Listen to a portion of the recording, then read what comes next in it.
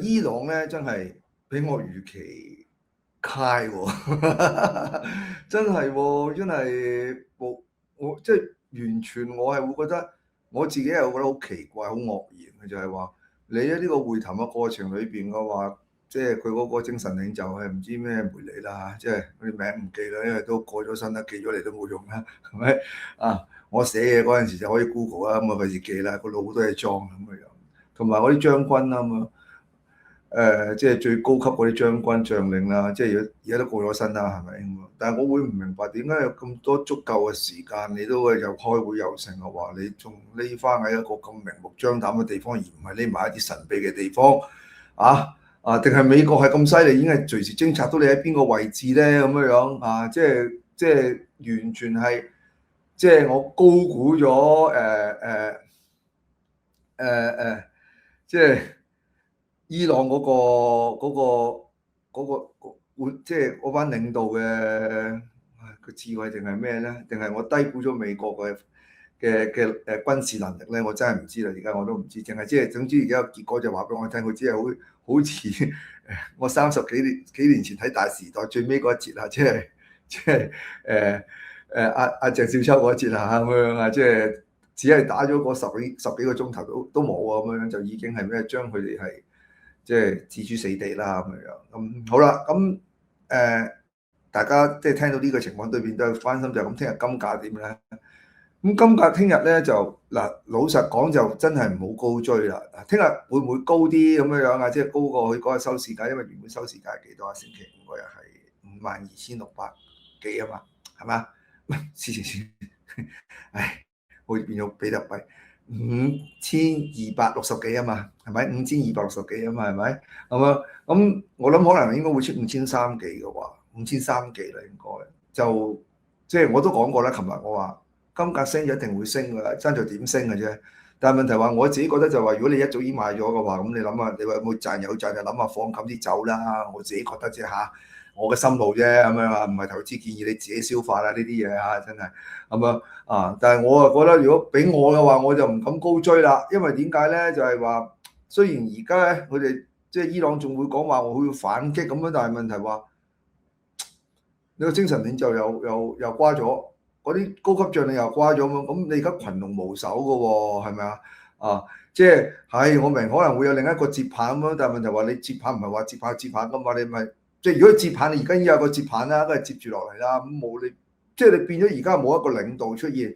你點樣樣去進行反擊咧？咁樣咁呢樣嘢都係拭目以待。咁除非即係又係望喺嚟緊呢十幾個鐘啦，睇下咪真係進行反擊啦。如果冇進行反擊嘅話，聽日個金價係冇咁波動嘅，應該即係話，如果你出現一，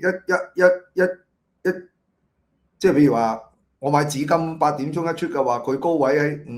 5300幾都好，我唔敢高追啦，我真係唔敢高追啊，因為點解？大有機會回落翻㗎咁樣，即係你而家變咗玩大細啦，開始即係其實呢啲咁嘅戰爭咧，就真係喺度玩大細㗎啦，開始就唔係喺我嗰個即係推斷價值個範圍裏邊嘅，其實即係我推斷價值範圍裏邊就唔係搏呢啲戰事嘅，即係我話黃金有機會去到6000啊、6200啊、6800嗰啲咧，我係基於正常狀態之下。因為好多嘅國家都開始係咩？即係持有住黃金作外匯儲備係去推斷呢樣嘢嘅。咁同埋而家又即係可能即係有會有銀紙啊，息口會低啦，咁樣樣會量寬啊，咁呢啲嘅推斷就唔係話因為呢啲咁嘅突發嘅呢啲咁樣嘅地緣衝突咧，而令到突發上升咧，去攞呢一個嘅即係呢一個嘅賺呢筆錢啊。因為呢筆錢係好難賺嘅，譬如話好似咁樣講，即係琴晚即係一開戰，大家都好多舊生 send message 俾我咁樣，咁大家其實個潛台詞都係話，哇！禮拜一仲唔爆升咩？咁但係問題話你冇諗過咁短時間裏面已經將嗰啲領袖全部殺咗，係咪？哇！連後代都殺埋想接棒都唔得嘅，真係咁樣。咁好睇就係嚟緊呢十幾個鐘，究竟係咪伊朗係咪真係可以反擊啦咁樣？因為你已經係群龍無首啊嘛，係咪？即係你點樣反擊咧咁樣？好睇係。你有個零星落索垂死嘅反擊，定係一個咁嘅一個真真正正嘅一個更加大嘅規模反擊咁嘅樣？咁如果係咁嘅話，你嗰個反擊係咪出現到核彈咧咁樣？咁呢樣嘢，哇咁啊咁啊真係恐怖啦咁樣。咁啊都係金價狂升，但係大家唔好望有呢樣嘢出現喎，因為呢樣嘢出現嘅話，真係我哋死好多，即係個世界死好多人嘅喎，咁樣呢啲錢啊真係最好唔好賺啊，真係折福嘅，講真嗰句真係嚇咁樣。咁所以變咗就有啲錢唔賺得嘅，有啲錢真係唔可以賺嘅，賺咗之後咧真係好似係收嗰陣時好開心，後邊就真係唔係咁理想，因為我覺得現代打仗嘅話應該係即係打一啲唔係民居嘅地方㗎嘛，係咪啊？咁你打非民居，你打民居嘅地方，我覺得就好殘忍㗎啦呢樣嘢咁樣，咁所以變咗係啦，即係聽日咧金咧我就唔買㗎啦，咁樣即係一來難測㗎啦，一來難測，唔喺我嗰個嘅估算範圍裏邊㗎啦，咁樣我估算範圍只係話覺得佢會開戰，跟住然後炸啲軍事重地嘅啫，唔係諗住要炸，即係我而家唔知道究竟下半嚟緊嗰12個鐘頭，伊朗會唔會係炸啲民居，即係其他地方嘅民居咁樣，咁啊好陰功㗎喎，同佢用咩炸係嘛？最好佢唔好炸啦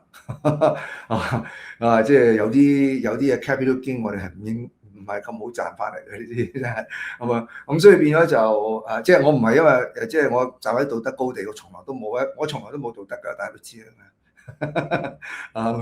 我係即係好真性情咁樣將我自己想講嘅嘢講出嚟，但問題話我只係知道一樣嘢，即係有啲錢我哋唔賺得嘅真係咁所以變咗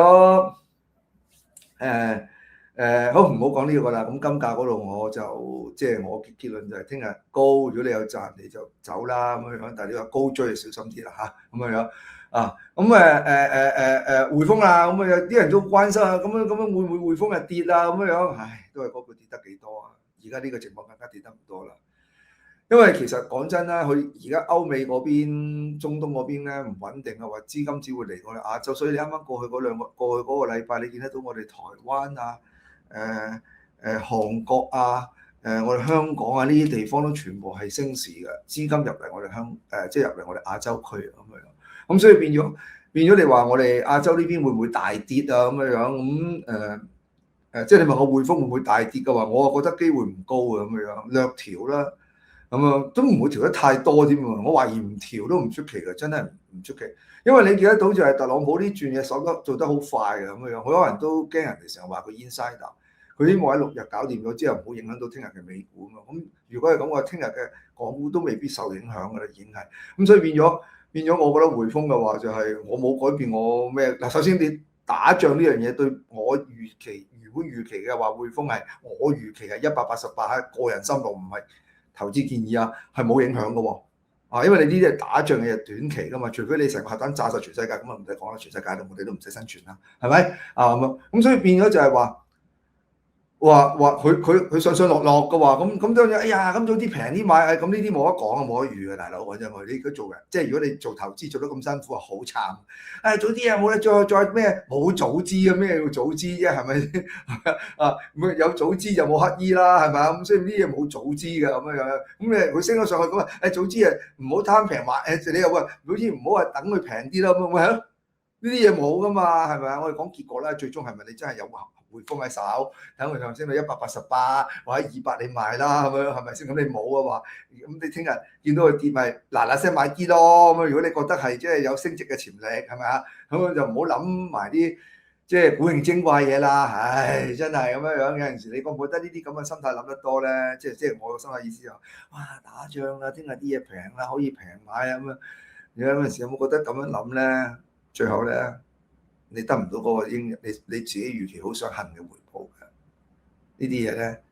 有天理㗎，你記住唔好咁諗啦，真係咁樣。所以聽日咧我就唔係諗住入市嘅，冇諗住入市啦，聽日咁啊，希望嚟緊嗰10幾個鐘唔好咁恐怖啦，希望。